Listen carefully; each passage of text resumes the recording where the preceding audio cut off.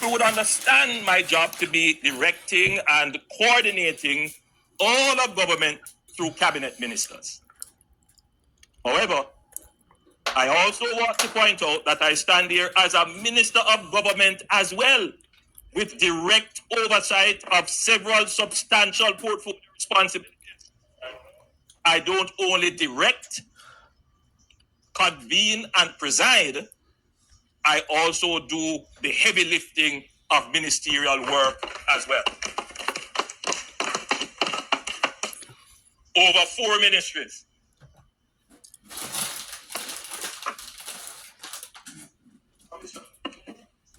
Madam Speaker,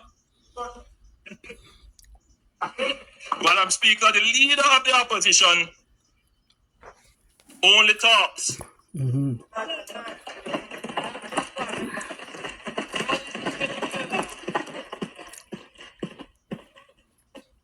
I do the job of Prime Minister,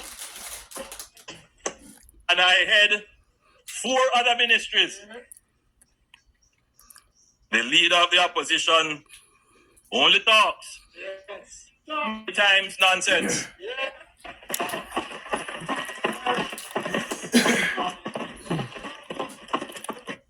And takes home $27 million.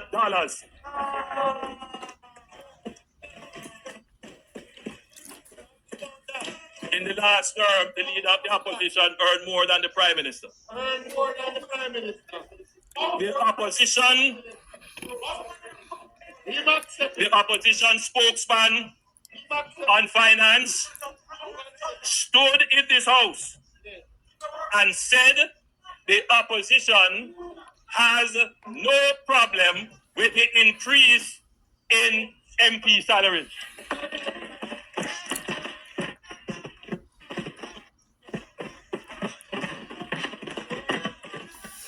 A few days later, the PNP General Secretary put out a release saying they strongly object to the salary increase for cabinet ministers and members of parliament. Yet, Madam Speaker, none of them, with their self-righteous objection, declined to take their salary increase. None of them.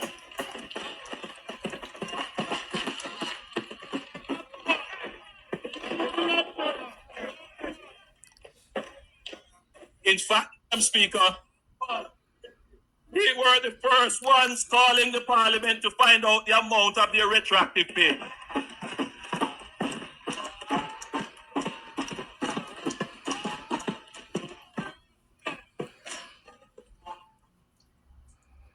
I'll share this video, Madam Speaker. A member on that side, not to be named. A member on that side, not to be named, obviously concerned that the public posture of the PNP could force the government to reverse the pay increase, called to say that I should ignore the statement of the PNP General Secretary and the leader of the opposition, as all their MPs agreed with the increase and could not survive without it.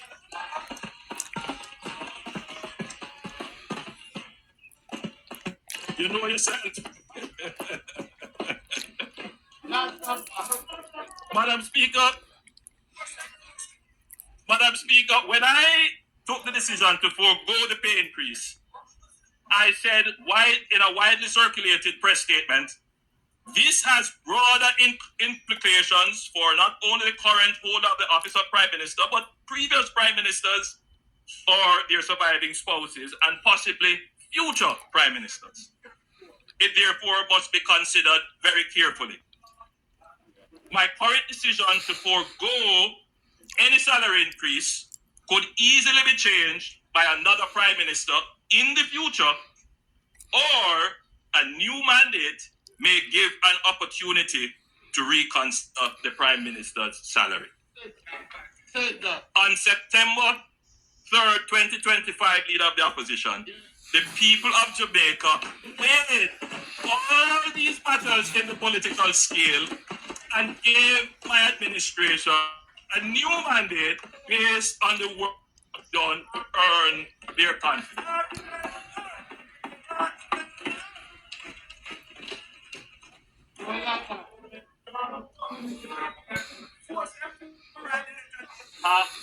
Madam Speaker, I have a gift here. If the standing orders would allow, I want to give it to the leader of the opposition.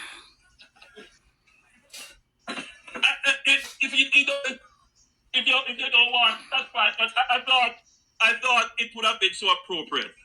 I thought this would be a good. By the way, Madam Speaker, this is a cap that is one of our local designers. It's a very popular cap, and I thought that the leader of the opposition would do well to.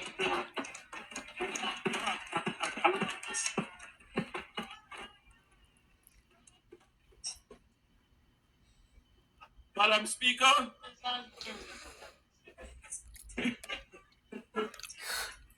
Madam Speaker, the opposition spokesman on finance raised the issue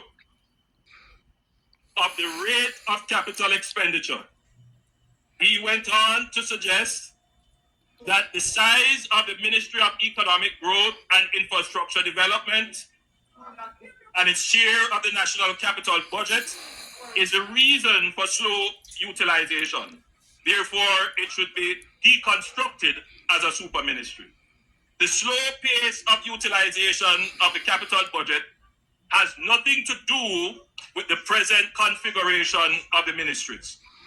The cross-cutting issues of slow investment appraisal, permitting and approvals, procurement, and contracting, coupled with a lack of efficient, well-resourced enterprise-scale contractors, is the cause of the low conversion of the capital budget into economic value, leading to greater levels of growth.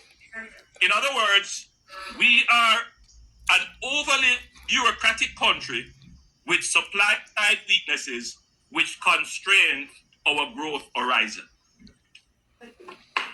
Despite these challenges, it must be noted that the Ministry of Economic Growth and Infrastructure Development, on average, has spent more than 97% of its capital allocation for the last 4 budgets.